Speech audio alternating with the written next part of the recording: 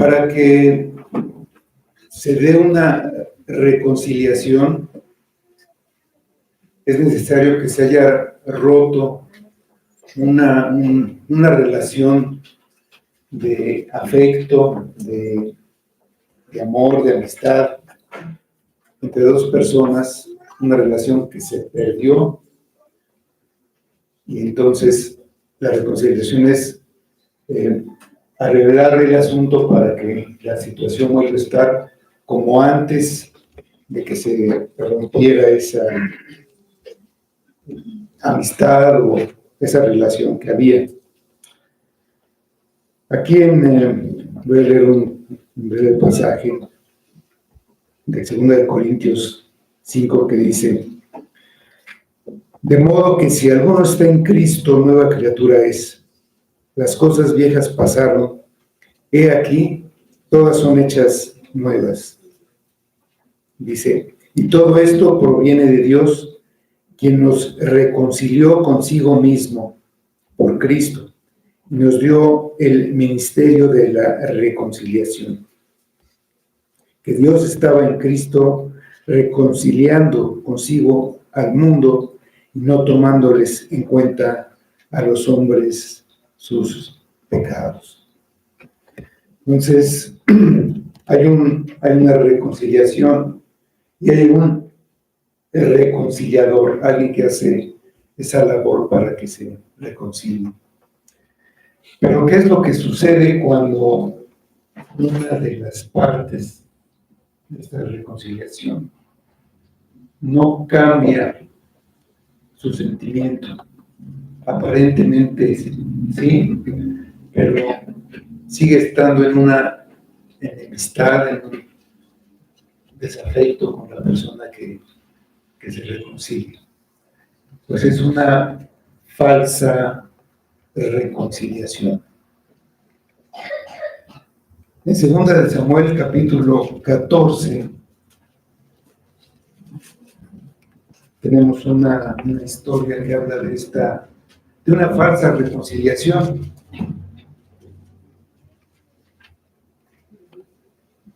Dice el versículo 33, vamos a leer ahorita este versículo nada más, dice: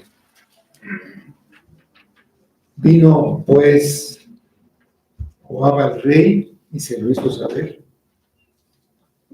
Entonces llamó a Absalón, el cual vino al rey, inclinó su rostro a tierra delante del rey, y el rey besó a Absalón.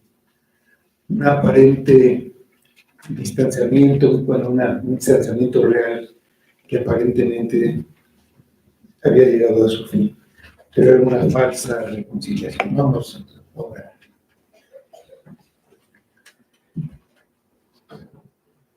Señor Dios y Padre, te damos gracias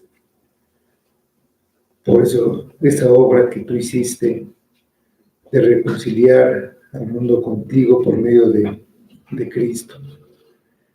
Te pedimos que tú nos ayudes, hables a nuestro corazón a través de tu palabra, nos hagas reflexionar en nuestra condición y tú nos ayudes a verte, a ir a ti, a consolarnos, para que sea una reconciliación real.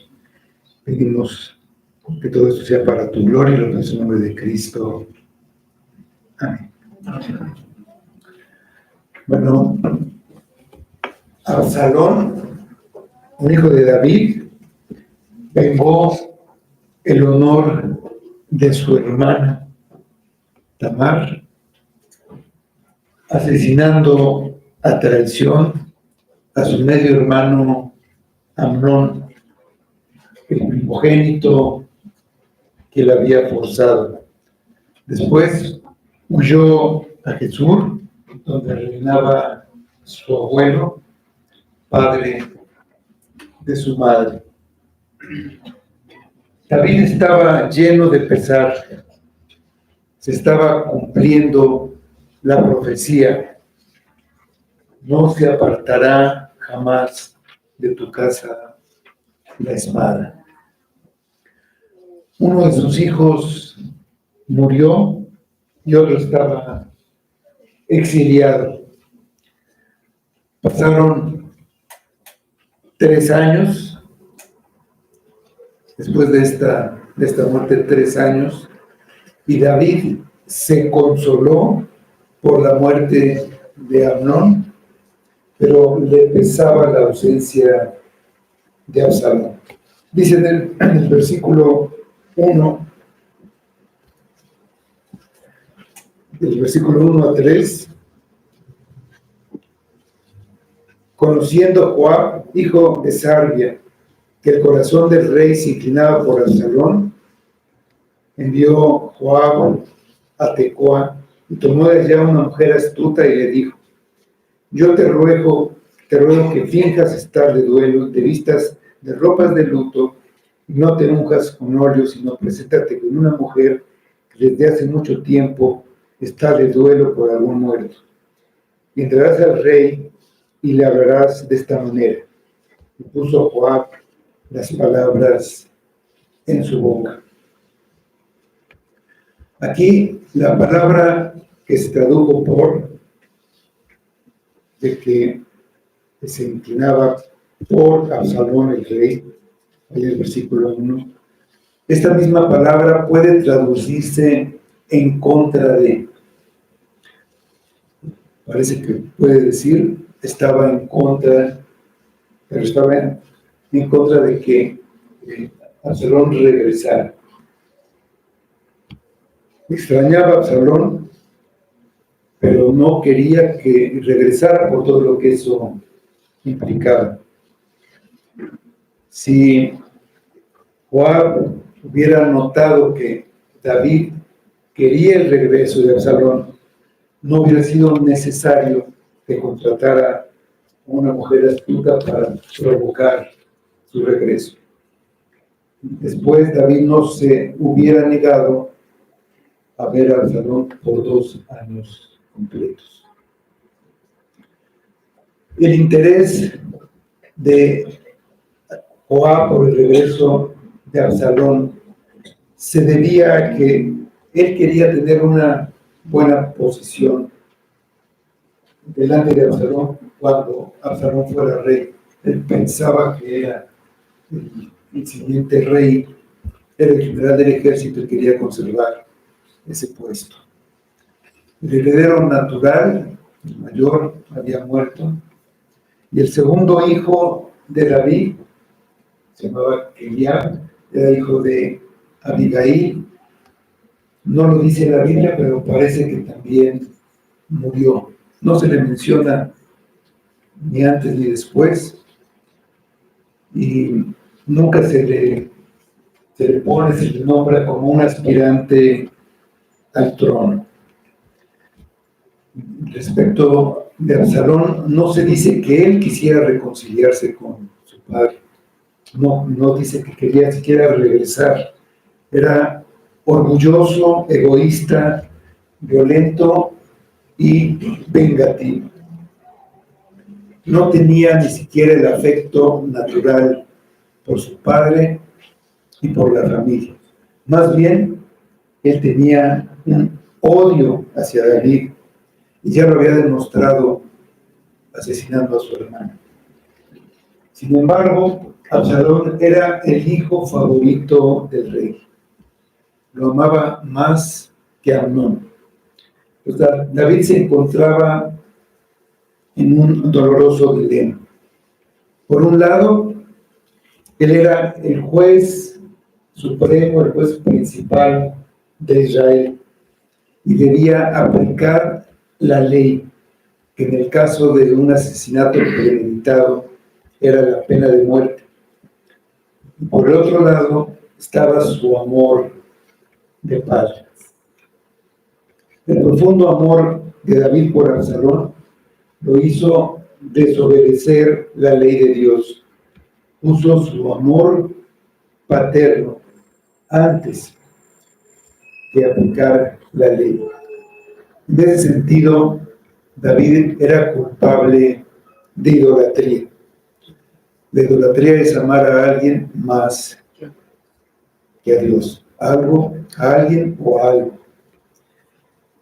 Si recordamos la historia, el sacerdote Elí puso a sus 2 hijos antes que a Dios, y eso fue la causa, pues, de su caída, de su destitución como sumo sacerdote.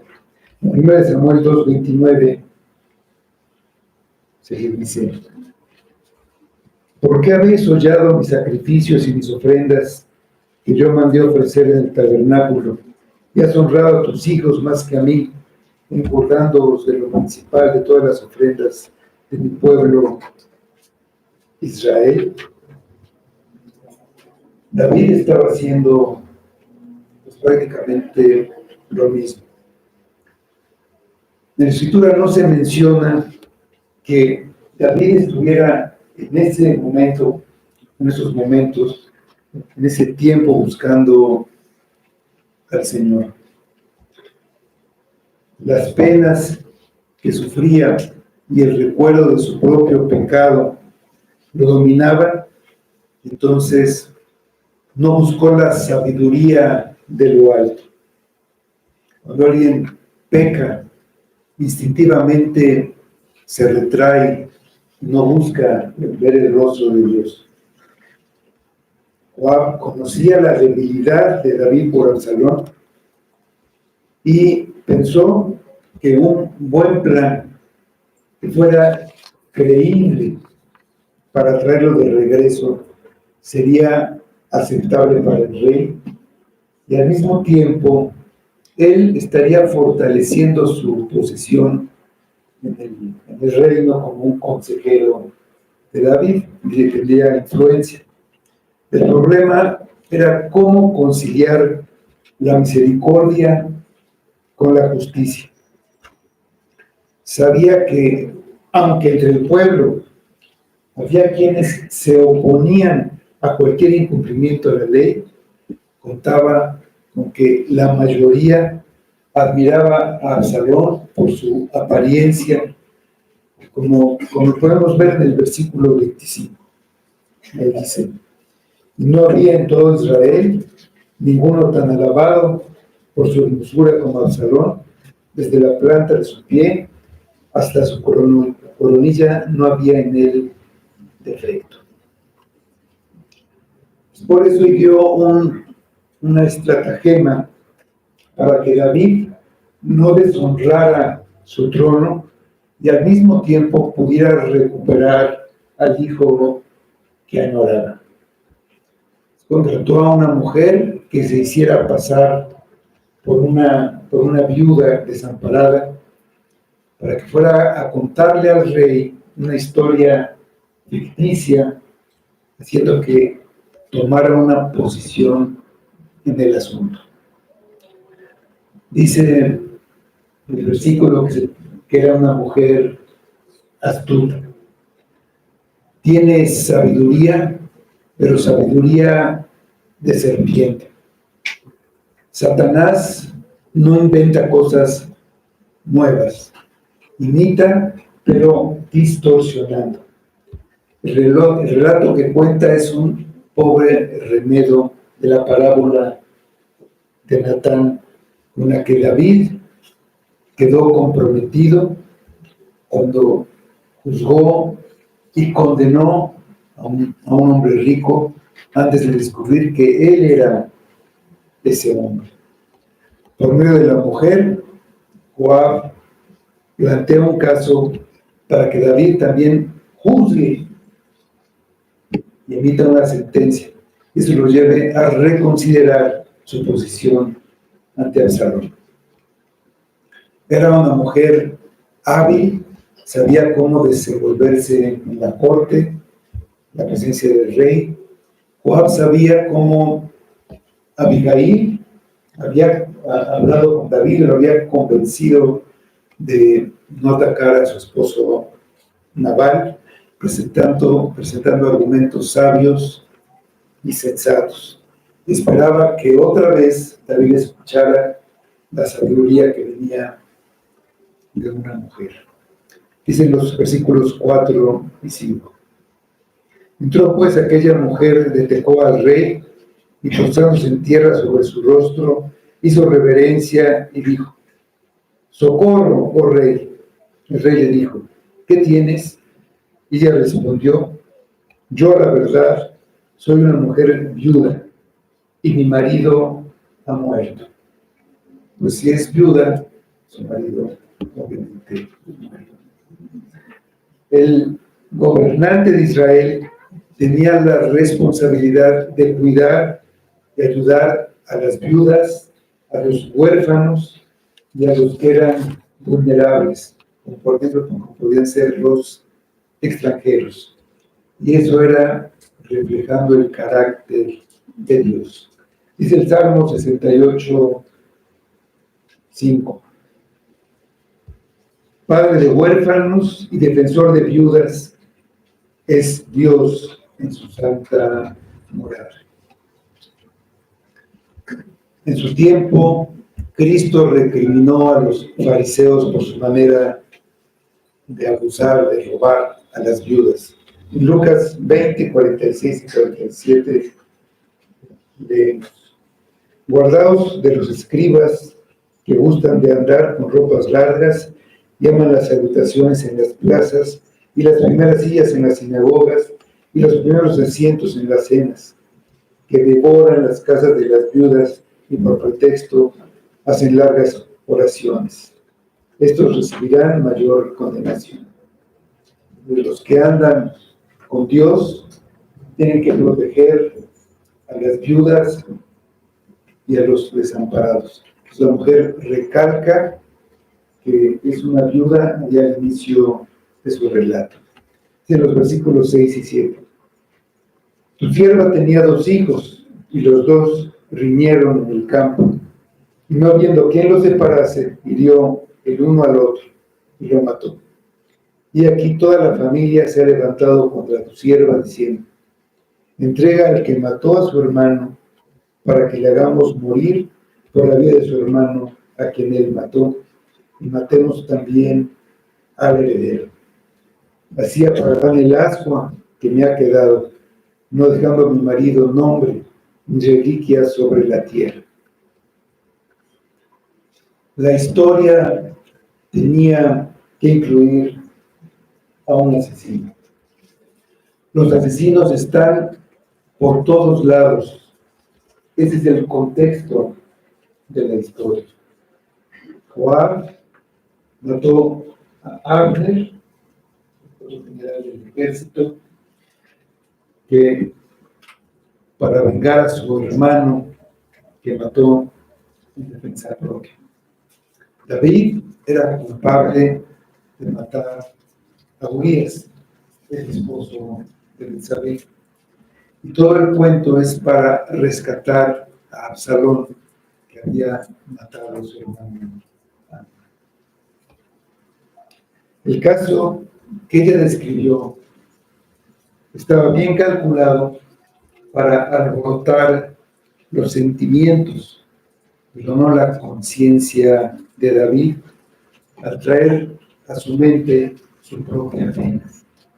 Contó una historia con la que buscó mostrar que en ciertas condiciones extremas podía permitirse perdonar la vida a un asesino si estaba de por medio de la supervivencia del último heredero de una familia.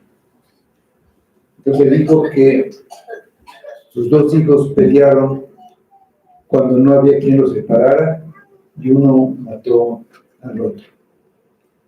El relato estaba muy lejos de parecerse a los hechos del caso de Absalón.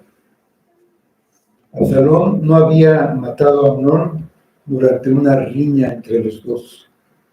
Tampoco lo había asesinado cuando estaban ellos 2 solos. Más bien lo asesinó con premeditación y con ventaja. Varios de sus hombres lo atacaron cuando estaba ebrio, con una maldad deliberada y en presencia de sus hermanos.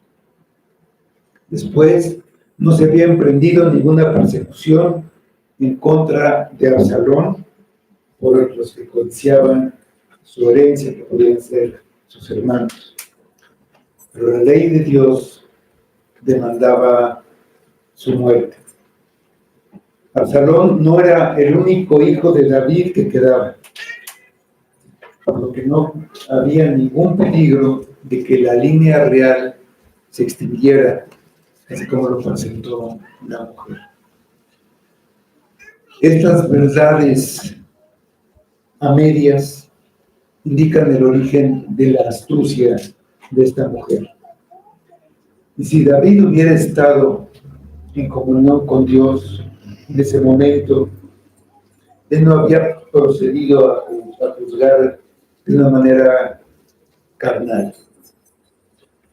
La mujer planteó que su único hijo, el que le quedaba, escapó, pero era requerido por la familia por haber matado a su hermano en una pelea. La implicación del caso era que el hijo del cual se demandaba la vida era el único heredero, y su pérdida dejaría sin descendencia a la familia.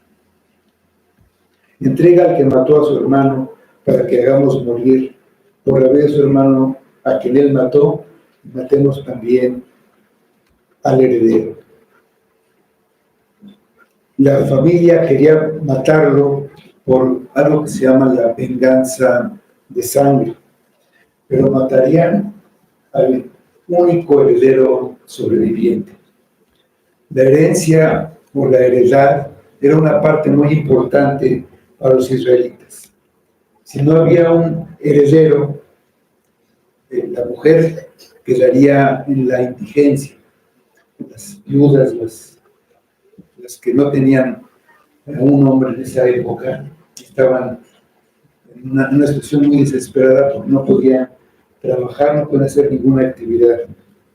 Y también la heredad podría pasar a otra familia.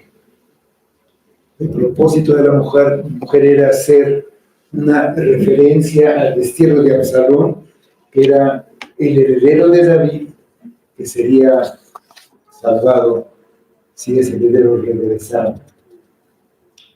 La mujer solicitó una protección para la vida de su hijo, resaltando que el deseo de venganza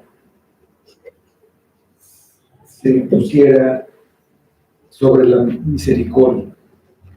Ella pidió la protección de David para evitar que el vengador de la sangre, en su sed de venganza, quitara la vida a su hijo. Este vengador era aquel pariente que se encargaba de vengar la muerte de un familiar. Había para esto las ciudades de refugio. Cuando había sido no premeditado, podían huir ahí escapando de este vengador. Dice el versículo 8. Entonces el rey dijo a la mujer: vete a tu casa y yo daré órdenes con respecto a ti. La respuesta del rey es perfectamente justa. Si los hermanos habían peleado y el uno mató al otro en la riña, era justo que a ese se le defendiera del vengador de la sangre, porque no había una intención previa de asesinato, no había premeditación. Pero esto no aplicaba en el caso de Absalón, porque ese fue un asesinato con todas las agravantes. Lo que dijo David no era suficiente para el plan de Absalón. Entonces, dicen los versículos 9 a 11. Y la mujer de Tecoa dijo al rey: Rey, señor mío, la maldad sea sobre mí, sobre la casa de mi padre, mas el rey y su trono sean sin culpa. Y el rey dijo: al que hablare contra ti, tráelo a mí, y no te tocará más. Dijo ella entonces: te ruego, oh rey, que te acuerdes de Jehová tu Dios, para que el vengador de la sangre no aumente el daño y no destruya a mi hijo. Y él respondió: vive Jehová, que no caerá ni un cabello de la cabeza de tu hijo en tierra. La mujer no estaba conforme con que David solo diera órdenes respecto a su caso. Quería que tomara una decisión definitiva y le dijo que si había algo mal en su historia, algo que no correspondiera con la verdad, con la realidad, ella sería culpable y el rey y su trono no tendrían responsabilidad. Ella sería responsable de cualquier error que cometiera el rey. El rey respondió que tomaría el caso en sus manos y que ella no tendría nada de qué preocuparse. Cuando le dijo que se acordara de Jehová, estaba trayendo a la memoria la misericordia que Dios tuvo con él y como a pesar de que él había asesinado, le había perdonado la vida. Entonces le arrancó a David un juramento. Vive Jehová. Por ese juramento, David se comprometió solemnemente a que su hijo tendría una completa inmunidad. Ni un cabello se le sería dañado. Dicen los versículos 12 y 13. Y la mujer dijo: te ruego que permitas que tu sierva hable una palabra al Señor el Rey. Y él dijo: habla. Entonces la mujer dijo: ¿por qué pues has pensado tú cosa semejante contra el pueblo de Dios? Porque hablando el rey esta palabra, se hace culpable él mismo, por cuanto el rey no hace volver a su desterrado. Una vez que la mujer obtuvo el juramento, pidió hablar y cambió el tono para ahora acusar al rey de estar actuando en contra del pueblo de Dios, en contra del bien del pueblo. Porque Absalón era amado por el pueblo y a pesar de todo lo quería como sucesor. Prácticamente acusó a David de hipocresía. El rey había decretado que el hijo prófugo de la mujer regresara y que estaría libre, sin restricciones, pero no había hecho nada para hacer volver a su propio hijo. Según la mujer, debía tener la misma misericordia y permitir el regreso de Absalón, y si no lo hacía, estaba actuando como su familia vengativa. Es como se dice, le volteó la tortilla.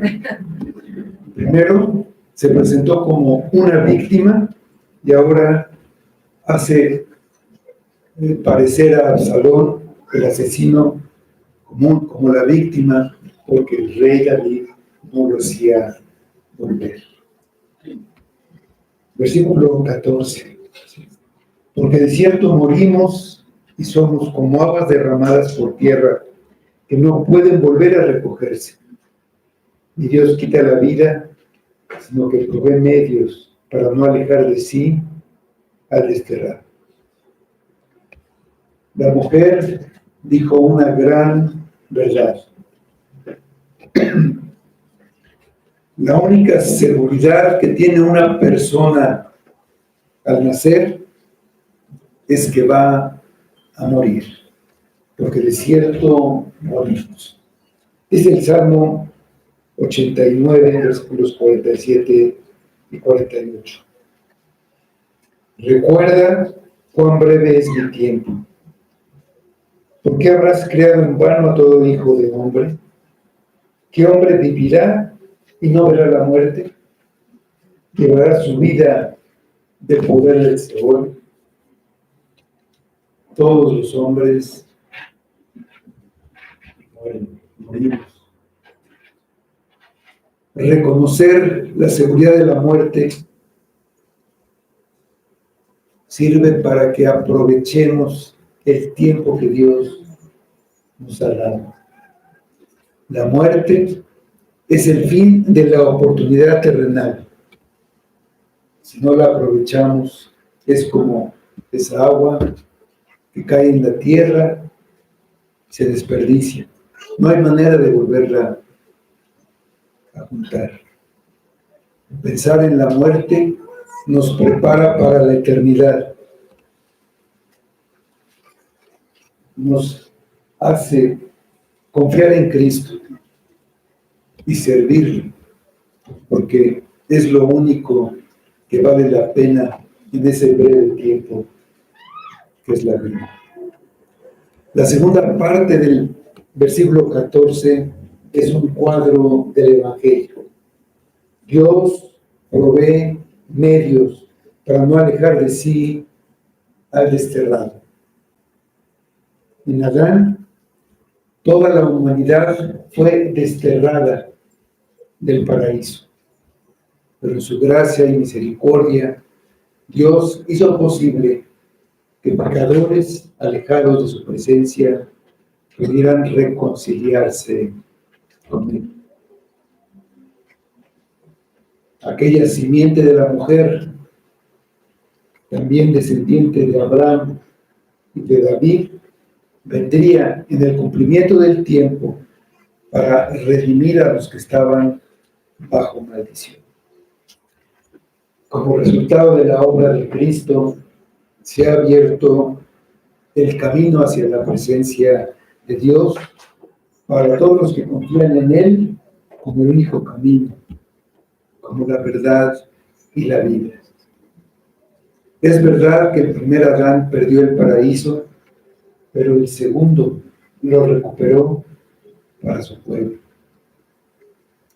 La mujer está mezclando la verdad con el error. Es verdad que moriremos y después de la muerte será muy tarde para reconciliarse. Es verdad que Dios tiene maneras de reconciliarse con los suyos. Pero cuando uno es reconciliado con Dios, es solo cuando hay arrepentimiento. Y Absalón jamás se había arrepentido de su crimen. En la parábola divina de Natán, David por fin escuchó a su conciencia en contra de sus sentimientos, pero ahora está siguiendo sus sentimientos en contra de su conciencia. El razonamiento de la mujer no está de acuerdo a la Escritura. Ignoró los hechos y manipuló el carácter de Dios. Resaltar demasiado la misericordia de Dios a expensas de su justicia es pecado. Es un pecado que vemos con frecuencia hoy en día. Muchos creen que porque Dios es amor, no castigará los pecados de los hombres. Creen que Dios de alguna manera restaurará su alma sin el necesario arrepentimiento, sacrificando su justicia divina. Dicen los versículos 15 a 17. Y el haber yo venido ahora para decir esto al rey mi señor, es porque el pueblo me atemorizó y tu sierva dijo, hablaré ahora al rey, quizá él hará lo que su sierva diga. Pues el rey oirá para librar a su sierva de mano del hombre que quiere destruir a mí y a mi hijo juntamente de la heredad de Dios. Tu sierva, pues, dice, sea ahora de consuelo tu respuesta de mi Señor, pues que mi Señor el Rey es como un ángel de Dios para discernir entre lo bueno y lo malo. Así Jehová tu Dios sea contigo. Pues la mujer regresó a su historia original para hacer creer a David que el único motivo que la llevó ahí a hablar de esta manera era la pérdida que había tenido. El pueblo me atemorizó. Tuvo miedo de sus parientes que le exigían que les entregara a su hijo. Pero el rey le escuchó y la va a librar. Ahí menciona a un hombre que la quiere dañar, y eso hizo sospechar a David que había algo que no cuadraba del todo en la historia. Pero de todas maneras él estaba contento con la conclusión de los versículos 18 a 20. Entonces David respondió y dijo a la mujer: yo te ruego que no me encubras nada de lo que yo te preguntare. Y la mujer dijo: hable, mi señor el rey. Y el rey dijo: ¿no anda la mano de Joab contigo en todas estas cosas? La mujer respondió y dijo: vive tu alma, rey señor mío, que no hay que apartarse a derecha ni izquierda de todo lo que mi señor el rey ha hablado, porque tu siervo Joab, él me mandó, y él puso en boca de tu sierva todas estas palabras. Para mudar el aspecto de las cosas, Joab, tu siervo, ha hecho esto. Pero mi señor es sabio, conforme a la sabiduría de un ángel de Dios, para conocer lo que hay en la tierra. El rey le preguntó directamente si Joab estaba atrás de todo, y ella lo confirmó. Le mandó a decir todo eso para cambiar la relación del rey con Absalón. Y la sabiduría de David había descubierto pues, todo eso. Sin embargo, se dio el regreso. Dicen los versículos 21 a 24. Entonces el rey dijo a Joab: he aquí, yo hago esto. Ve y haz volver al joven Absalón. Y Joab se postró en tierra sobre su rostro e hizo reverencia. Después que bendijo al rey, dijo: hoy he entendido tu siervo que ha hallado gracia en tus ojos, rey, señor mío, pues ha hecho el rey lo que su siervo ha dicho. Y se levantó luego Joab y fue a Jesús y trajo a Absalón a Jerusalén. Mas el rey dijo: váyase a su casa y no vean el rostro. Y volvió Absalón a su casa y no vio el rostro del rey. David no actuó con justicia. Al principio ignoró los pecados de Amnón y ahora ignora los pecados de Absalón. El hombre piensa que el pecado se puede encubrir. Cree que como Dios es amor, no nos hará responsables de nuestros pecados. Pero Dios no es como nosotros. Es misericordioso y es amor, pero es santo y justo. Vemos esta verdad en la cruz del Calvario. En el Calvario, este mismo choque ocurre entre lo materno y lo judicial. Eso se presentó ante Dios el Padre. El pecado del hombre creó la misma dificultad en Dios. La justicia que exige el castigo del hombre se enfrentó con el espíritu paternal que deseaba perdonar al hombre. Dios resolvió el problema sin sacrificar su justicia. La verdadera y única solución, mediante la cual se muestra reverencia tanto a lo judicial como a lo paterno, se encuentra en la obra de Jesucristo. Dice 2 Corintios 5:21. Al que no conoció pecado, por nosotros lo hizo pecado para que nosotros fuésemos hechos justicia de Dios en él. Este es el poder de la muerte de Cristo por los pecadores.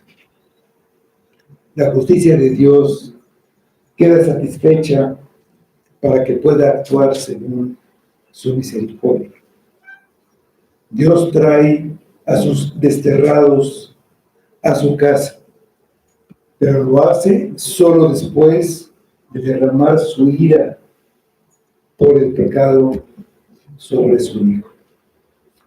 Por nosotros lo hizo pecar. Él castiga nuestros pecados en Cristo, le atrae a los arrepentidos hacia sí mismo. David fracasó, no había justicia, solo perdón sin arrepentimiento, y eso va a traer graves consecuencias. Absalón regresó, pero se le prohibió ver a su padre. Dice los versículos 25 a 27. No había en todo Israel ninguno tan alabado por su hermosura como Absalón. Desde la planta de su pie hasta su coronilla no había en él defecto. Cuando se le cortaba el cabello, lo cual hacía al fin de cada año, pues le causaba molestia y por eso lo cortaba, pesaba el cabello de su cabeza 200 ciclos de peso real. Y le nacieron a Absalón 3 hijos y una hija que se llamó Tamar, la cual era mujer de hermoso semblante. Dios mira el corazón. El hombre mira lo que está delante de sus ojos. Absalón era físicamente impresionante, impecable, pero era un asesino no arrepentido. Y sin embargo, era el favorito del pueblo. Como aquel rey que sacaba la cabeza a todo el pueblo, el rey Saúl, el rey conforme al corazón del pueblo. Su hermana, la hermana de Absalón, era muy hermosa, y él tiene una hija también muy hermosa llamada Tamar. Y eso tiene una implicación. Todo el mundo, escuchando de Tamar, la hija de Absalón, iba a recordar lo que pasó con Tamar, su tía hermosa. Y como David, el rey débil, no hizo nada para castigar a Amnón. Por lo tanto, el justo Absalón tenía que tomar la justicia en sus manos. Y esto iba a jugar a favor de Absalón y en contra de David. Versículos 28 a 32. Estuvo Absalón por espacio de 2 años en Jerusalén y no vio el rostro del rey. Y mandó a Absalón por Joab para enviarlo al rey, pero él no quiso venir, y envió aún por segunda vez y no quiso venir. Entonces dijo a sus siervos: mirad, el campo de Joab está junto al mío, y tiene allí cebada, id y prenderle fuego. Y los siervos de Absalón prendieron fuego al campo. Entonces se levantó Joab y vino a casa de Absalón y le dijo: ¿por qué han prendido fuego tus siervos en el campo? Y Absalón respondió a Joab: he aquí yo he enviado por ti diciendo que vinieses acá con el fin de enviarte al rey para decirle: ¿para qué vine de Jesús? Mejor me fue estar aún allá. Veo yo ahora el rostro del rey, y si hay en mí pecado, mátenme. Absalón no regresó arrepentido, sino dando órdenes y exigiendo.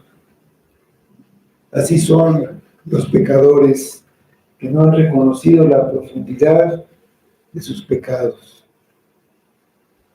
Así son los pecadores aún en la iglesia, que tienen una reconciliación falsa con Dios. Amenazan y exigen para sus propios fines. Quieren que las cosas se hagan exactamente como ellos quieren. Y si no lo consiguen, se consideran víctimas.